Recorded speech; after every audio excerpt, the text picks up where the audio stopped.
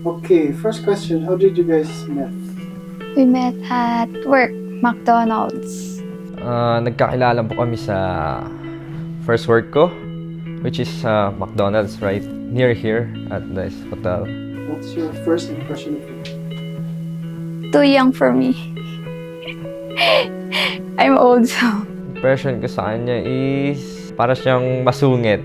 Para siyang masungit pero mabait naman pala. Yun lang. Who made the first move?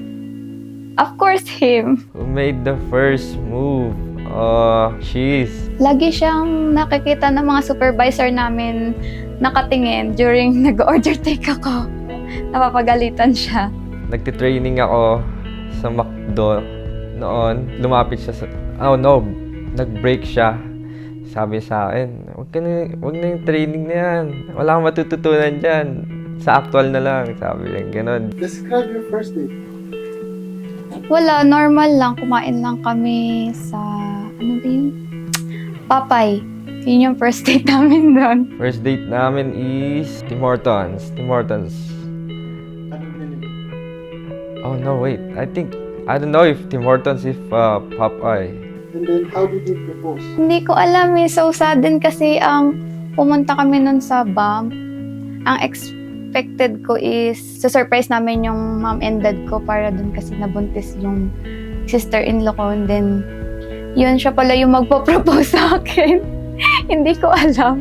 Propose ako sa Lake Louise. Pero a month noon, nagpaalam muna ako sa parents niya, sa father niya, at sa mother niya. Then, we set a plan that we're gonna go a long drive. But she didn't know. Then, doon na kami sa may Lake Louise, yun na. Medyo kinakabahan, madaming tao, pero kaya naman. What do you love about him? Faithful and very consistent sa effort from the start until now po.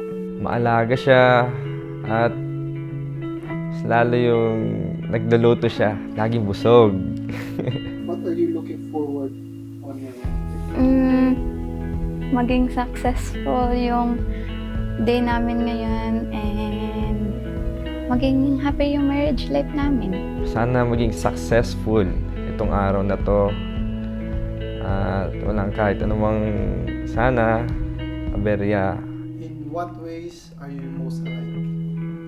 Most alike. Parehas kaming nagpipikunan sa isa't isa. Pero mostly siya yung namimikon sa akin. Ako yung asar-talo. Sa kanya ako natutunan yung panonood ng anime.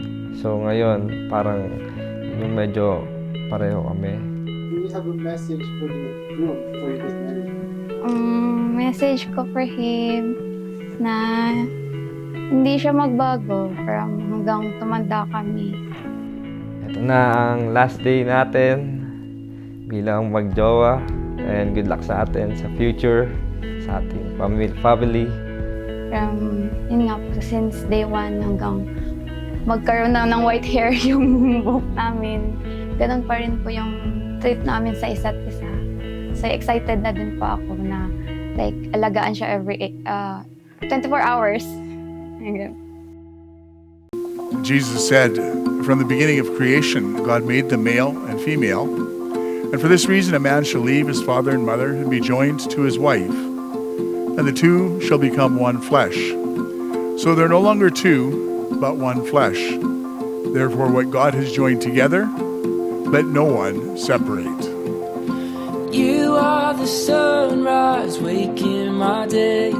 You are the moonlight shining my way. This is where I call home.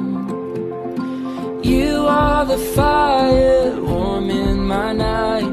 With you I'll stay till the morning light. This is where I call home.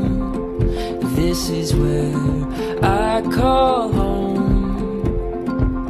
Your love is like no other. Your love is where I feel alive. My safety and my shelter. Your love is my home. matagal kaming hindi nagsama ni Joyce. So, akala ko nung pagdating niya rito, masusolo namin ang daddy niya. Kasi yun ang pangako nila sa amin. Pero nakita ko na mahal niya si Cyrus, kaya pinabayaan namin. Kahit na sinasabi ng daddy niya, mawawala si Joyce isang araw. But sabi ko sa kanya, tanggapin natin, katulad din natin dati. Talagang nakita namin yung consistency kay Cyrus. Yung pagmamahal niya kay Joyce, nandoon.